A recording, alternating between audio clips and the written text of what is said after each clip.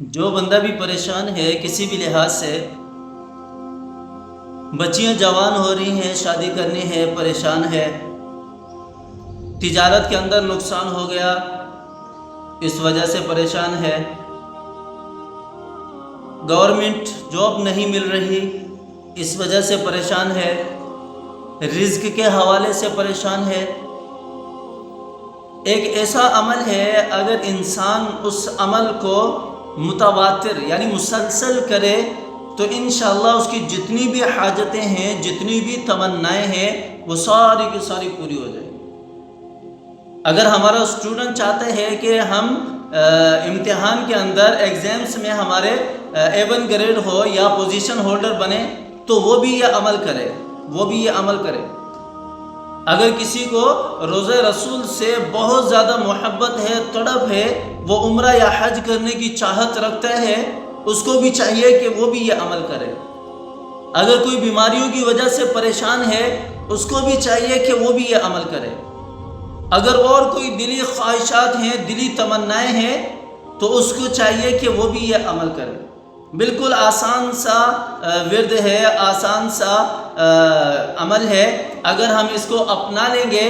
تو انشاءاللہ ہماری ساری کی ساری ضرورتیں، ساری کی ساری تمنائیں پوری ہو جائیں گی، ساری کی ساری۔ لیکن شرط اس کے لیے یہی ہے کہ اس کو کنٹینیو کرنا ہے، چھوڑنا نہیں ہے اس کو۔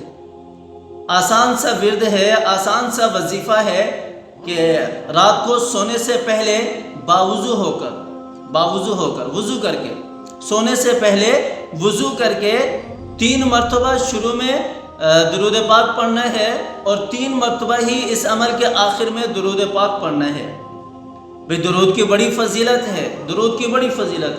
آپ صلی اللہ علیہ وسلم نے تو ویسے ہی اپنی حدیث کے اندر ارشاد فرما دیا، من صلی علیہ مرۃ فتح اللہ لہ بابا من العافیہ، کہ جس نے میرے اوپر 1 مرتبہ درود بھیجا، اللہ تعالیٰ اس کے لیے ایک عافیت کا دروازہ کھول دیتے ہیں، یہ تو درود کی فضیلت ویسے ہی ہے، لیکن میں جو عمل بتانے جا رہا ہوں وہ اس کے علاوہ ہے۔ 3 مرتبہ شروع میں آپ نے درود پاک پڑھنا ہے اس عمل سے، اور 3 مرتبہ آخر میں درود پاک پڑھنا ہے۔ وہ عمل کون سا ہے؟ وہ عمل یہ ہے کہ باوضو ہو کر سونے سے پہلے 3 مرتبہ درود پاک پڑھ لیا، اب اس کے بعد 70 مرتبہ آپ نے سورۃ الاخلاص پڑھنی ہے۔ سورۃ الاخلاص، قل هو اللہ احد اللہ الصمد لم یلد ولم یولد ولم یکن لہ کفوا احد، بسم اللہ الرحمن الرحیم پڑھنے کے بعد، یعنی پہلے بسم اللہ الرحمن الرحیم پڑھے اور اس کے بعد یہ سورت کتنی مرتبہ پڑھنی ہے؟ 70 مرتبہ پڑھنی ہے، اور 70 مرتبہ پڑھنے کے بعد پھر آپ نے 3 دفعہ درود پاک پڑھنا ہے، اور اس کے بعد جو بھی دل کے اندر حاجت ہے، جو بھی تمنا ہے دل کے اندر، جس لحاظ سے بھی، ایگزامز کے لحاظ سے، رزق کے لحاظ سے، یا شادی کے حوالے سے، یا پسند کی شادی کرنا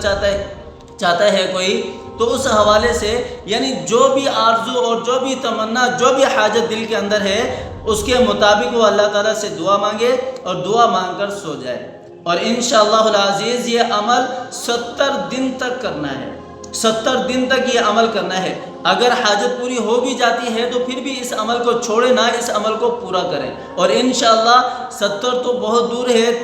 30 یا 40 دن اگر آپ اس عمل کو کریں گے تو انشاءاللہ آپ کی جو حاجت تمنا ہے من وعن اسی طرح پوری ہو جائے گی جس طرح آپ چاہتے ہیں۔